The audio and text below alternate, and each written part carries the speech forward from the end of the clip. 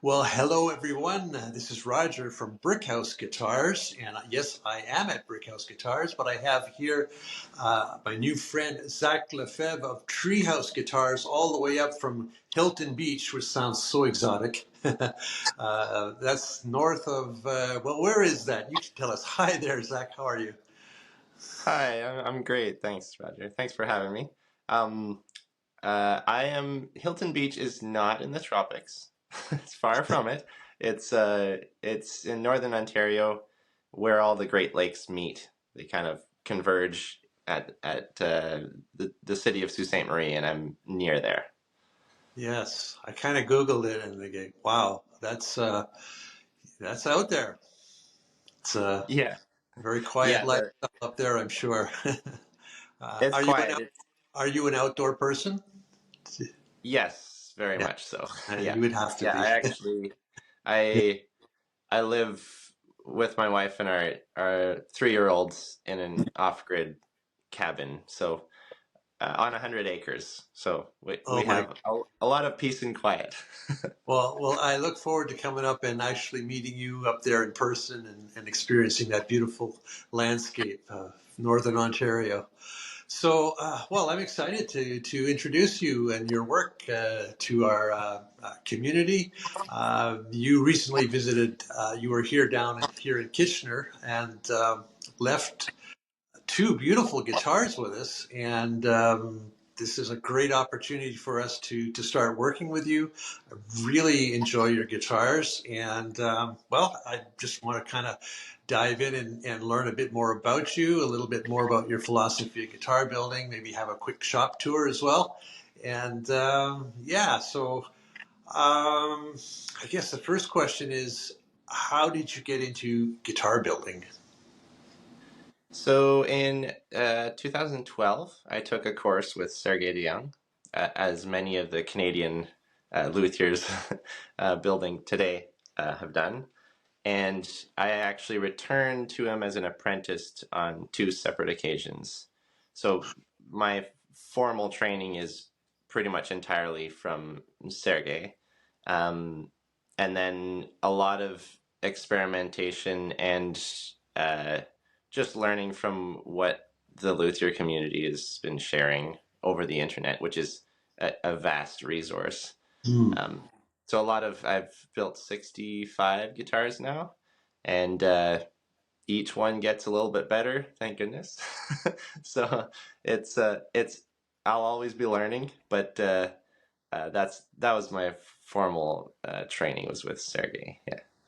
And what gave you the desire to build guitars? When did that start? Strangely enough, it started in high school, and in high school art class, I wanted to build an electric guitar because it was sort of a sculptural thing that you could be very artistic with. So my interest was purely an artistic interest. And then in the following year in woodworking class, I also asked to build a guitar, and both times they were too big of a project to take on. So I was sort of uh, told I couldn't do it, basically.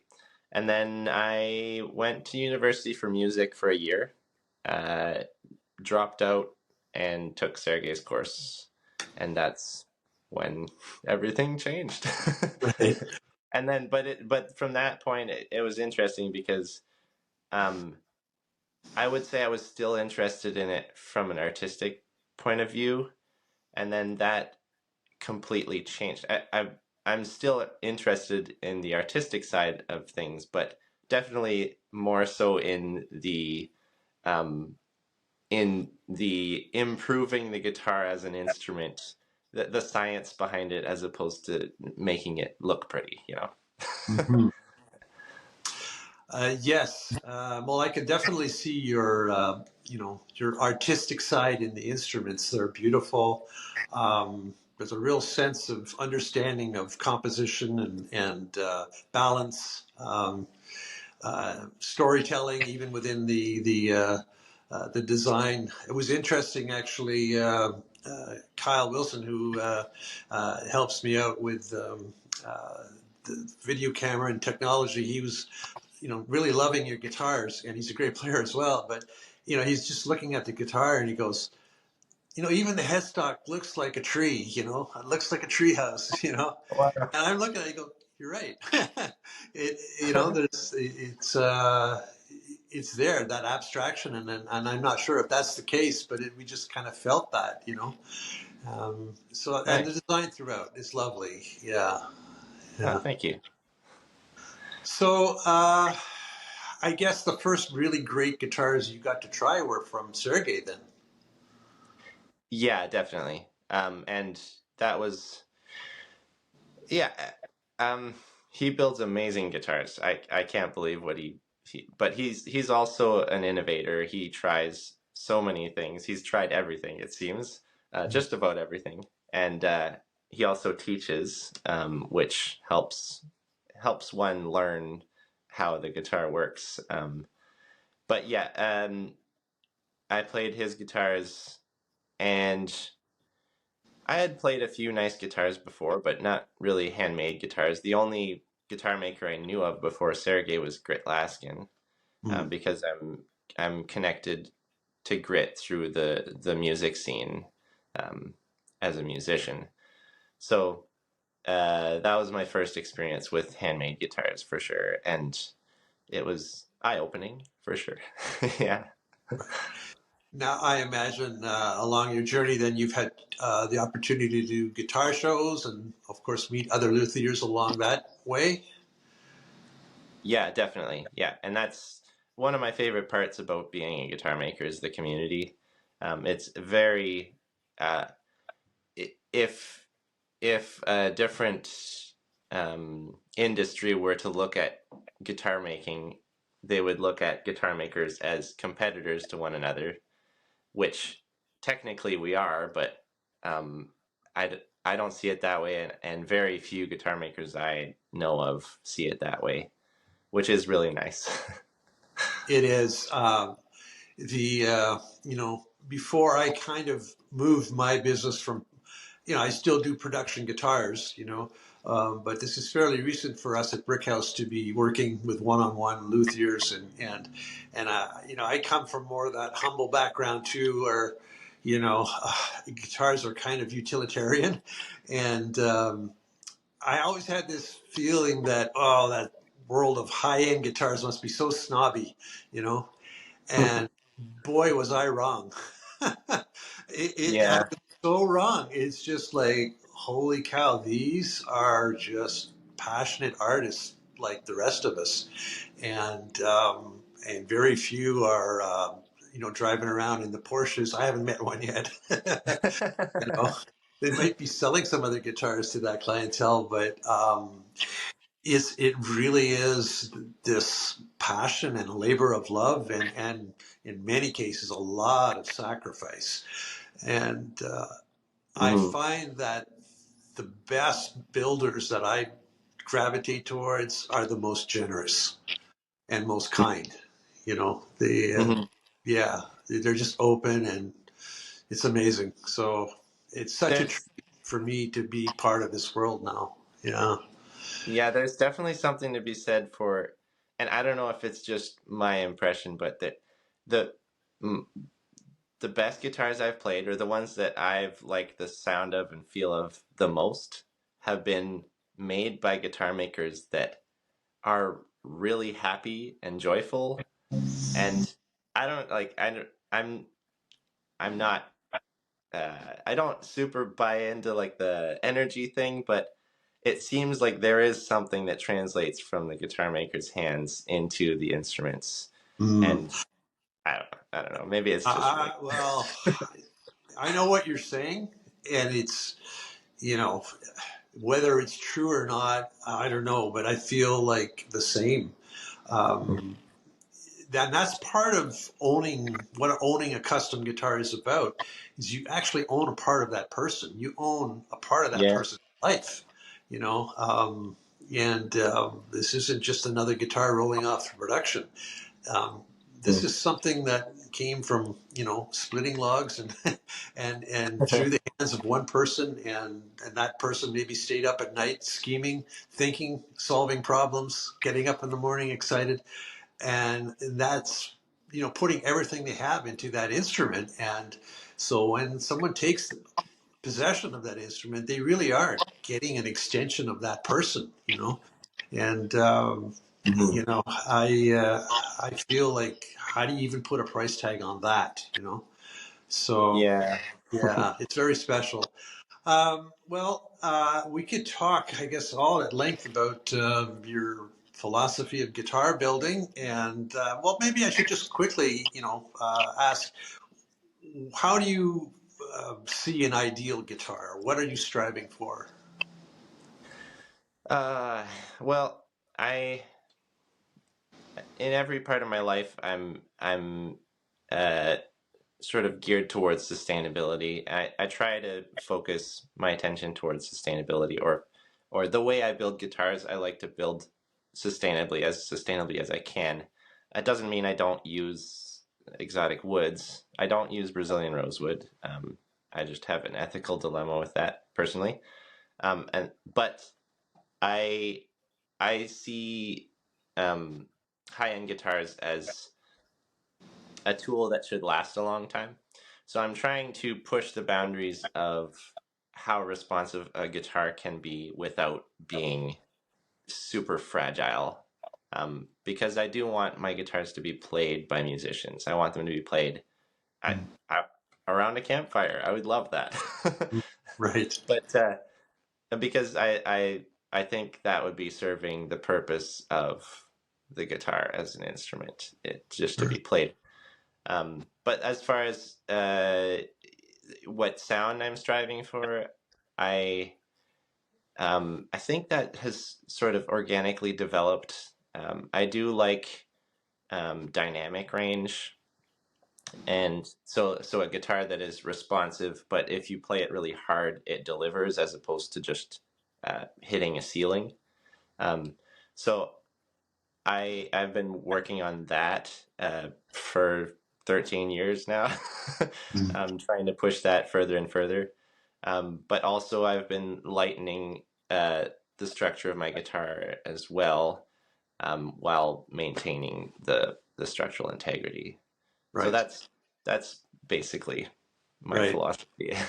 Well, you certainly stepped out of the box a little bit there. I mean, thanks for sending me, by the way, the file of the interior, the bracing design, and Mhm. yeah, like obviously it's evolved from uh, I'm sure over time from a more of a standard X, um, traditional bracing system to something that's quite uniquely yours. And I think that's a really cool thing. So it shows me you're willing to innovate. You're not too afraid to step out and say, "Hey, I'm going to put my own stamp on things and have my own maybe distinctive voice." And Mhm. that's the ultimate compliment for an artist, is when people immediately recognize something that distinguishes that artist, right? Um, Yeah. if you walk into an art gallery and you can name the artist from across the room, uh, that's a good artist, because there's something very, very distinguishable about what that person has achieved. And I think that's something really cool for guitar builders. Like, no guitar builder builds the same sounding guitar no matter what, even if you build them side by side. Um, Mhm. but the more you're willing to innovate and distinguish, and create your own sound, I think that's a really good goal to seek. And I can see by your bracing design and your bridge design and that sort of thing that you're definitely not afraid to go, no, I'm looking for my own voice. And Yeah. so Yeah, good I for you. think thanks. Yeah. I do think that at least the way my brain works, I've always been math, physics oriented. My brain works well with that kind of thing. So as far as coming up with another bracing pattern that works, or some way of improving, in my opinion, improving uh, the way a bracing pattern works, there's a lot of um, I don't want to build a guitar that implodes or explodes. So there's a lot of calculating and testing and flexing with Yes. uh, Yeah. there's a lot of that has to happen in order to safely try something different, right? Yeah. And Yeah. It's always getting as close as safely possible to the edge of the cliff, you know, and yeah, I don't know if I completely agree with that though, because that's where I want to stay away from the cliff so that the guitar can be played in right, right. in But every it's set. maybe just a little closer. Yes, yeah. Yeah, no, I hear what you're saying, and that is a big problem with production companies. Is that if they have any smarts about them, they're going to put up a fence well away from the cliff. You know, Yeah, right. uh, they have to, or else you're just going to get into all kinds of trouble. So, Yeah. no matter what you do, the guitars will have to be overbuilt. There's just no way to safely, take chances. And you can build a nice guitar in a production way that way, but it won't allow you to go where a single bill luthier with care can go. You know, Yeah. yeah, Hmm. yeah. So I think I'm going to have you switch your camera around, and if you wouldn't mind, I'd love to have just a little peek at your workspace. Sure. So this is where most of the magic happens. This is my workbench, and then my little pedestal workbench. I do share a shop with Eric Lawrence of Red 13 Guitars. So he's kind of taking up some of this bench, and then got different guitar sets that are on the go. Um, I do have multiple workbenches for guitar courses, which I do. I teach guitar building courses, so I have up to 3 students at a time. And then the machine shop, like this feature. And this is, it's actually kind of a mess in here today, but um, my newest machine, a CNC, which I'm still learning how to use. It's a big learning curve. But then my thickness sander, bandsaw, um, dust collector back there. That's that's pretty much it. It's not a very large shop. Um, I'll show you what it looks like outside because it's an old building. I think it's over 100 years old. Hmm. For around here, it's very old. And there's yeah, That and that is so cool. Wow. yeah. So before this became my guitar making shop, it was actually a boat builder's shop. So um, there's epoxy drips all over the floor, and Right. but and it's 100-year-old crooked building, so everything's on a slant except for the workbenches. Right. So, like, let's see if you can see that window, how slanted that is. Can you Wow. tell? Amazing. That's But it's awesome. still, yeah, it is. There's some character there. Yeah. Wow. Congratulations. Nice. Thanks.